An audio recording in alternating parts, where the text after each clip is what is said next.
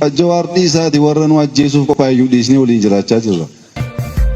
Warra wal nyaatu gidduudha silaa waa nyaatu. Waliin gatta'anii mari'atanii dhimma seenaa irratti, dhimma har'aa irratti, dhimma boruu irratti waliin mari'atanii dhugaa walitti himanii kijibaa wal garaa wal boqoysanii osoo hin taane furuudha gaafatti jechuudha. Kanaaf Oromiyaa jidduttis ollaa jidduttis Somaaliyaa wajjin furree jira rakkoo jiru. Otoo kana beektanu bineensi nutti seenee injifannoodhaan xumurree biyyattis waan galleef anis nama nagayaa ta'uu kiyya mirkaneessuu waan hin barbaadu.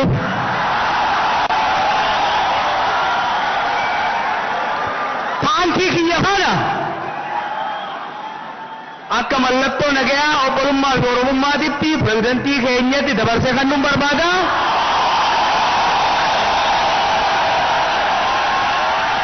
Akka inni na waakanne immoo abbaan gadaa dhufee narraa mudee akka kan nuti gaafadha. Abbaa gadaa bayyanaa hooti.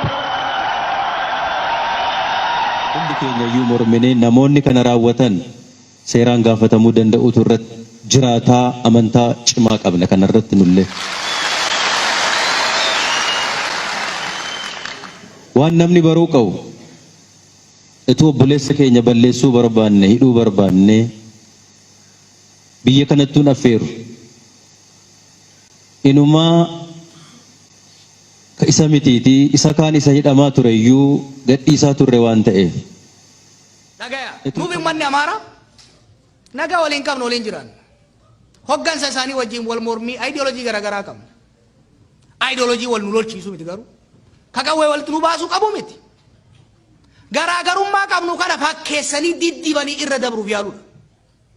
Garaagarummaa waan qabnuuf uummata waggaa dheeraadhaaf wal cinaa jiruuf daangaa dheeraa waliin qabuuf wal keessa jiraatu waan ta'eef humna gurguddaan lama gaanfa Afrikaa jiru waan ta'eef akkuma yeroo adda addaa jeetti hariiroon Amaaraaf Oromoo fafakkeessaanis addaan dhibuunis hin furamtu.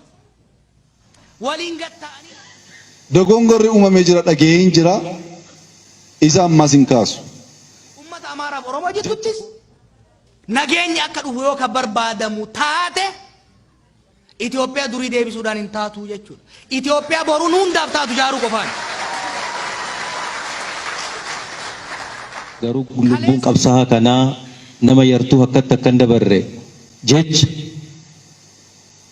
eegaa turre waan ta'eef wanti irratti raawwate ammallee fudhataman qabu hin mormina borus waliin hojjenna waliin qabsoomna.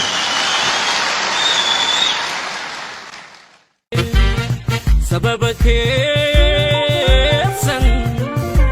warruma golfaa kan goone warri mana tokko ijaaru sitaa waliin saamu warra wal nyaatu gidduudha silaa waa nyaatu.